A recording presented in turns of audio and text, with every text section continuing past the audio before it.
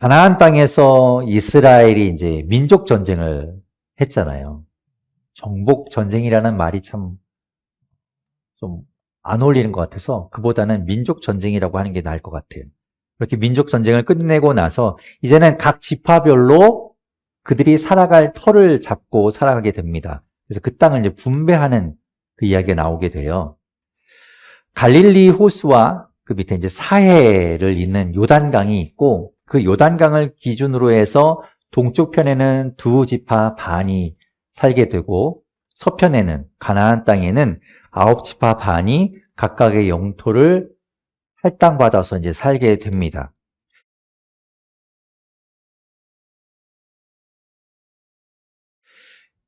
어느 지역에서 어느 지파가 살게 되는가, 어떤 땅에 살게 되는가, 그거를 선착순이나 아니면 경매 방식으로 땅을 분배하는 것이 아니라 대위를 뽑아서 어디에서 살지를 결정하게 됩니다. 그 말은 무슨 말인가? 자기가 살 땅을 자기가 결정하지 않는다는 거예요. 나 여기서 살래. 이 땅이 좋아 보여 한다고 해서 자기가 선택한 그 땅에서 살 수 없다는 겁니다. 자, 그렇게 제위를 뽑아서 그 제위를 뽑는다는 건 하나님께 결정을 맡긴다는 거예요. 그렇게 결정된 지파의 영역을 한번 볼까요? 지도를 한번 보겠습니다. 이게 이제 색깔로 표시되어 있는, 지금 여기 보면 누르스름하게 되어 있는 거는 이스라엘 땅이 아닙니다. 그리고 여러 가지 색깔로 되어 있는 것이 이제 각 지파별로 나누어져 있는 땅이 되겠는데요. 여기 이제 파랗게 갈릴리 호수가 있고 사해가 있습니다. 그리고 그 갈릴리 호수와 사해를 연결하는 게 요단강이고, 요단강을 기준으로 말씀드린 것처럼 동쪽 편에는 두 지파 반이 살게 돼요. 밑에서부터 루벤, 갓, 므낫세의 반쪽 지파가 자리하게 되고요. 그리고 요단강 서편에 이제 9지파 반이 살게 됩니다. 그래서 보시면 뭐 특징적인 걸 보면 잘 안 보이셔서 어느 지파가 어딘지 뭐 이런 거 사실 그렇게 중요하지 않아요. 가장 눈에 띄는 게 이제 요 주황색으로 되어 있는 땅이겠죠. 여기는 이제 므낫세 지파인데요. 므낫세 지파는 이쪽에도 땅이 있고 이쪽에도 땅이 있어서 굉장히 넓지요. 큰 땅을 차지합니다.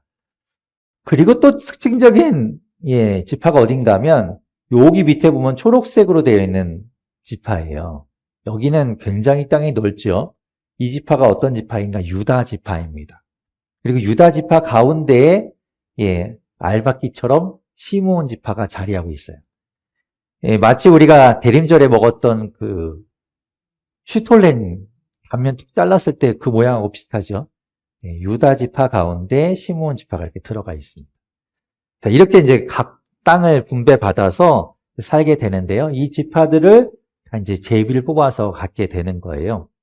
그렇게 제비를 뽑아서 땅을 분배하기 전, 이렇게 땅이 나누어지기 바로 전에 있었던 사건이 오늘 이야기입니다. 이렇게 민족 전쟁이 다 끝나고 난 후에, 이제 12장까지 이렇게 전쟁이 다 끝나고 난 이후에 여호수아는 길갈에 머물고 있었어요. 이 길갈이 어딘가 하면 처음에 여호수아서가 시작하면서 요단강을 건넌 이스라엘 백성들이 처음에 도착했던 땅이 길갈이죠. 거기에서 대대적인 할례 예식을 행하게 됩니다. 그리고 나서 그 옆에는 여리고를 가게 되었어요. 그걸 여러분 기억하실 텐데, 그렇게 처음 갔던 길갈에 다 전쟁을 마치고 나서 이제 여호수아가 다시 돌아온 겁니다. 처음 시작을 길갈에서 했고 마무리도 이제 길갈에서 한 셈이죠. 그렇게 길갈에 머물고 있을 때에 이제 땅을 분배하기 위해서 제비를 뽑는 일이 있게 된 겁니다.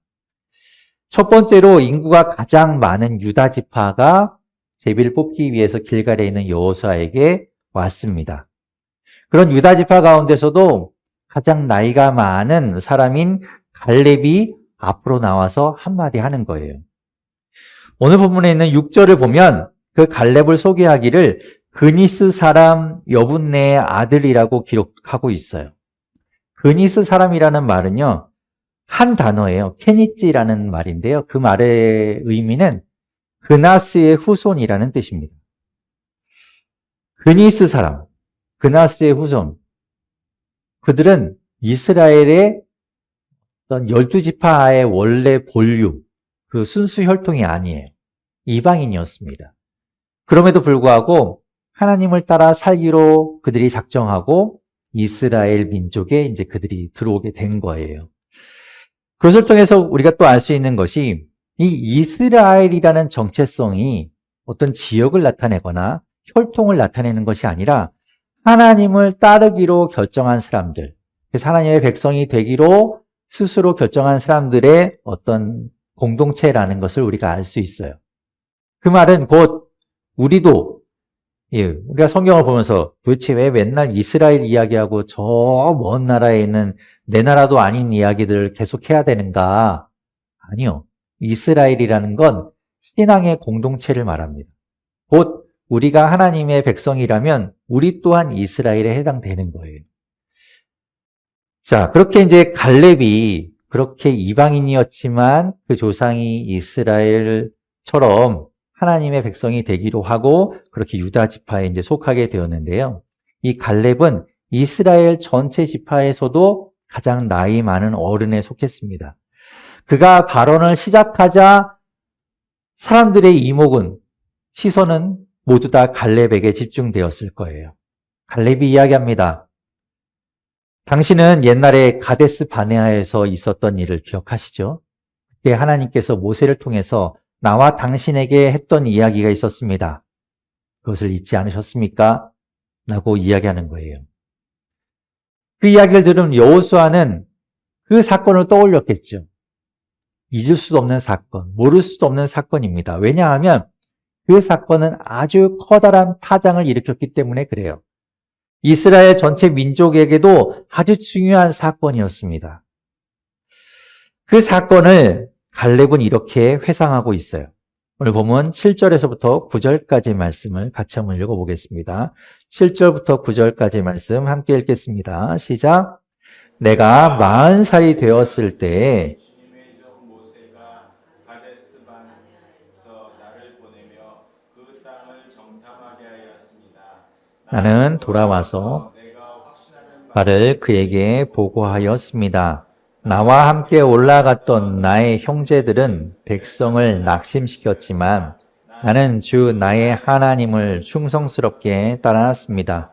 그래서 모세는 그날 내가 주 나의 하나님께 충성하였으므로 너의 발로 밟은 땅이 영원히 너와 내 자손의 유산이 될 것이다 하고 맹세하였습니다. 아멘. 자, 그렇게 이야기합니다. 가데스 바네아에서 무슨 일이 있었는가? 가데스 바네아. 민수기 13장을 보면요.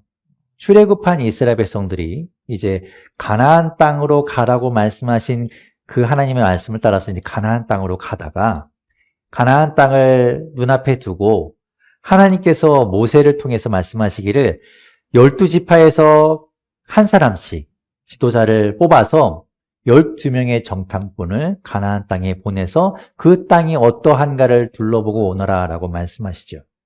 그래서 이제 각 지파별로 한 사람씩을 뽑는데요.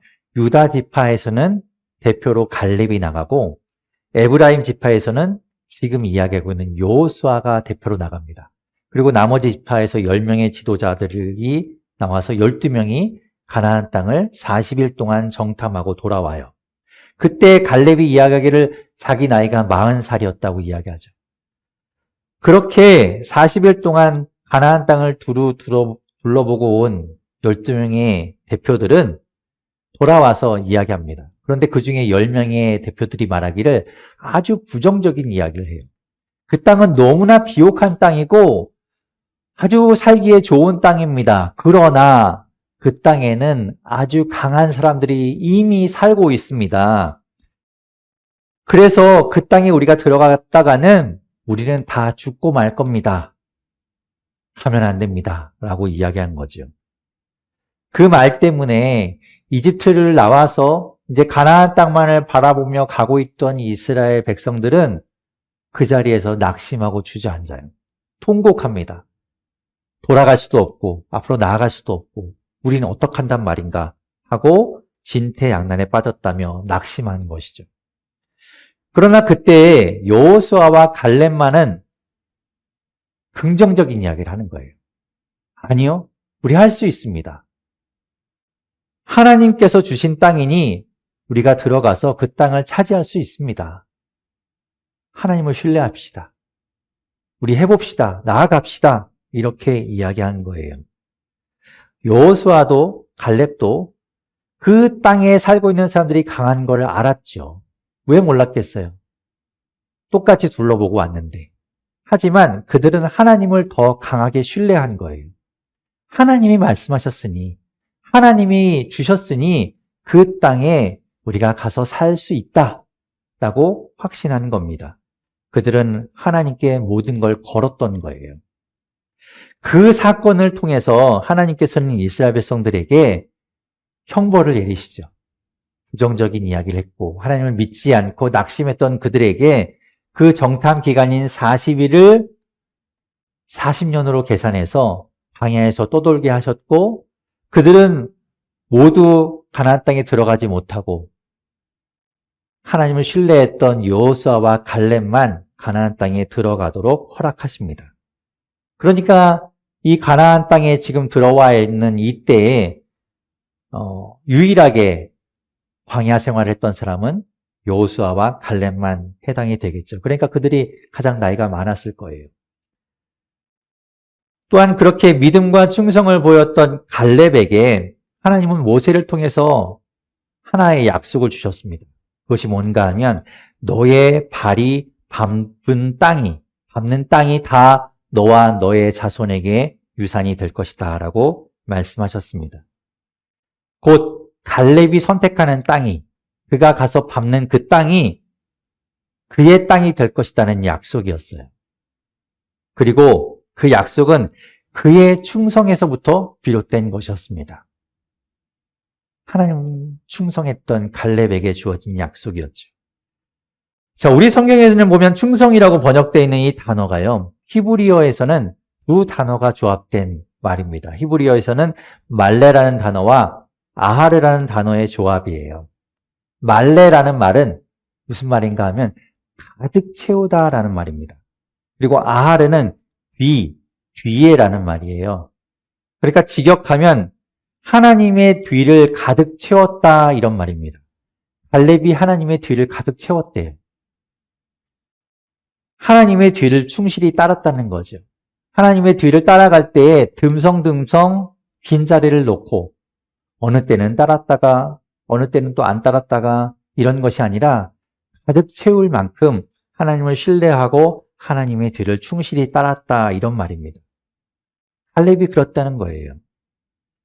그리고 갈렙이라는 이름의 뜻이 개입니다. 개. 독특하죠? 그러니까 주인을 충성되게 따랐던 개. 예, 그것처럼 갈렙이 하나님을 충성되게 따랐다 이런 말이에요. 그런 갈렙에게 하나님이 약속을 주신 거죠. 갈렙은 그 약속 또한 충실하게 충성되게 기다립니다. 무려 45년 동안이나 그 약속을 잊지 않고 마음에 품고 기다리고 있었던 거예요. 포기하지 않았습니다. 광야 40년. 근데 왜 45년이라고 하는가? 가나안 전쟁이요. 그렇게 우리가 읽을 때는 뭐 금방 있었던 일 같지만 무려 5년 이상 걸렸던 그런 전쟁이라는 걸 알 수 있죠. 그렇게 45년 동안 마음에 간직하고 있던 그 약속. 우리는 얼마나 그 약속을 간직하고 있나요? 하나님이 우리에게 주신 것들을 이루기까지 우리가 얼마나 참고 기다리나요? 중간에 이거 아닌가 보다. 내가 잘못 들었나 보다.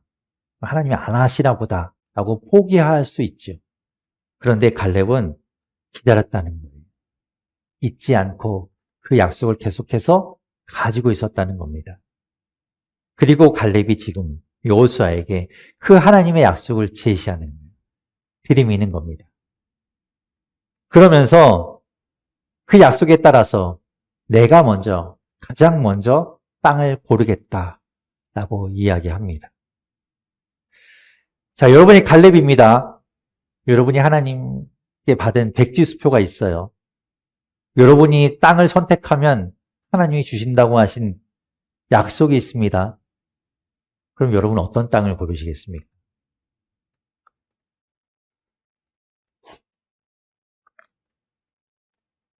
당연히 강남 가야죠. 강남에 가서. 강남에 가장 좋은 땅, 가장 비싼 땅 이런 데 가야죠. 거기 막 실컷 하루 종일 막 갈 수 있는 만큼 밟아야죠. 그 땅 주신다고 했으니까. 신중하게 생각해야 될 거예요. 동서남북 잘 지형을 살피고 어디가 살기 제일 좋은가. 물도 넉넉하고 또 풀도 많고 그래서 뭐 평지고 그래서 좀 살기 좋고 나중에 가치도 있을 만한 그런 땅을 선택해야 되겠죠. 그런데 갈렙은요. 아주 희한한 땅을 골라요. 그가 어떤 땅을 고르는가 보십시오. 오늘 보면 12절이에요. 같이 한번 12절을 읽어보겠습니다. 시작.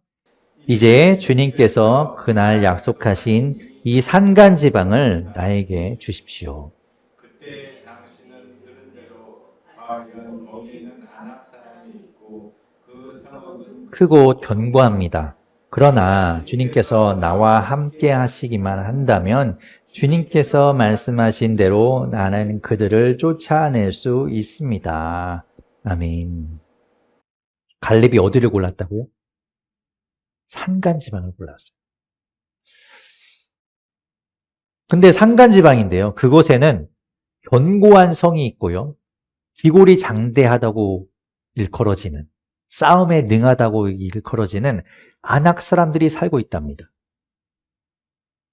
견고한 성인데 산악지대에 있대요.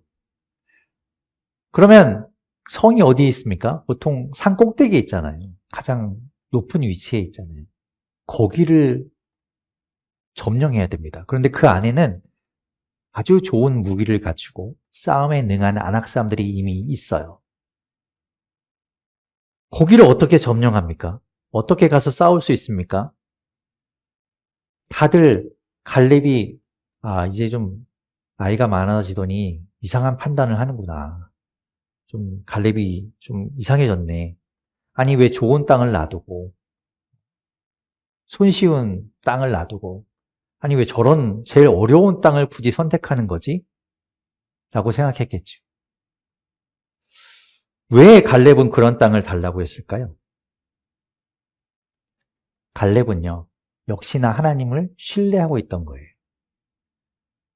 하나님을 충성되게 따랐던 갈렙이 그 땅을 선택한 것은 하나님을 믿었기 때문입니다. 11절에 보면요. 자신은 비록 늙었지만 아직도 건강하고 힘이 넘친다고 말해요. 그래서 싸울 수 있습니다. 라고 말하죠. 그리고 무엇보다도 12절에서 말하고 있는 것처럼 주님께서 나와 함께 하시기만 한다면 나는 아무리 강한 사람들이 있고 아무리 견고한 성이 있고 아무리 지형적으로 힘들어도 하나님이 나와 함께 하시기만 한다면 그 땅을 차지할 수 있습니다. 하나님이 나에게 약속하셨으니 하나님이 나와 함께 하시니 나는 그 땅을 약속대로 받을 수 있습니다. 라는 강한 확신과 믿음을 보여주는 거죠. 그래서 자신이 가장 어려운 땅, 가장 힘든 땅을 선택한 거예요. 자기가 아니면 다른 누가 가서 그 땅을 차지하겠습니까? 못 가요. 갈렙만이 하나님의 약속을 받은 하나님을 신뢰한 갈렙만이 그 땅을 차지할 수 있는 거예요. 아무리 힘들어도 아무리 어려운 땅이어도 하나님이 함께 하시고 하나님이 주신다고 하셨으니 그 땅은 따놓은 당상이라고 생각하고 있는 겁니다. 그곳이 어딘가? 헤브론이라는 곳이에요. 지도를 다시 한번 보면 유다 지파 가운데서 지금 길갈에서 얘기하고 있는데 유다 지파 땅 가운데 있는 헤브론이라는 곳입니다. 여기가 이제 지형도에선 잘 안 나오지만 여기가 이제 산악지대에 있는 거예요. 이 헤브론 땅을 차지하게 되는 겁니다. 이 헤브론 땅은요, 아브라함도 머물렀던 곳이고, 이제 훗날 다윗도 여기에서 유다 지파의 왕으로 추대되는 아주 중요한 곳입니다. 어떻게 보면 이 유다 지파의 전체 이스라엘 남유다 땅의 수도는 예루살렘이지만 이 유다 지파의 어떻게 보면 제2의 도시와도 같은 그런 곳이 이제 헤브론이 되는 거죠. 그 땅을 갖게 되는 겁니다. 누가요? 하나님께 충성하였던, 하나님을 신뢰하고 따랐던 갈렙이 그 땅을 차지하게 된 겁니다. 오늘 보면 13절에서부터 15절 말씀, 그래서 여호수아가 그를 보내면서 하는 이야기 같이 한번 읽어보겠습니다. 13절에서 15절입니다. 함께 읽겠습니다. 시작. 여호수아가 여분네의 아들 갈렙을 축복하고 헤브론을 유산으로 그에게 주었다. 그래서 헤브론은 그니스 사람 여분네의 아들 갈렙의 유산이 되어 오늘날까지 이른다. 그것은 그가 주 이스라엘의 하나님을 충성스럽게 따랐기 때문이다. 헤브론의 옛 이름은 기럇 아르바였는데 아르바는 아낙 사람 가운데서 가장 위대한 인물이었다. 드디어 그 땅에 평화가 깃들었다. 아멘. 무엇보다도 그 땅은 하나님께 충성했던, 하나님을 신뢰하고 하나님을 충실하게 따랐던 갈렙에게 주신 하나님의 약속이 성취된 땅이었습니다. 비록 어려운 땅이지요. 아무도 그 땅을 가지려고 하지 않았을 거예요. 그런데도 하나님을 신뢰하는 자에게는 축복의 땅이었습니다. 그 땅이 아무리 견고한 성이 있고 장수들이 있고 첨단의 무기가 있다고 하더라도, 아무리 큰 문제가 있고 장애물이 있다고 하더라도 하나님을 충성되게 따르는 자에게는 그 땅이 평화의 땅이었어요. 여러분, 하나님을 신뢰할 수 있기를 바랍니다. 하나님을 신뢰하십시오. 하나님을 따르십시오. 하나님 말씀 따라 살아갑시다. 하나님은 충성된 자에게 약속을 주십니다. 하나님의 약속을 또한 포기하지 않고 끝까지 바라보는 우리가 되기를 바랍니다. 그 약속을 믿고 갈렙처럼 나아갑시다. 하나님이 그 약속을 이루실 겁니다. 충성된 자에게 주시는 약속, 그리고 충성된 자에게 이루시는 약속, 그것을 우리가 경험하게 되기를 주님의 이름으로 축원합니다.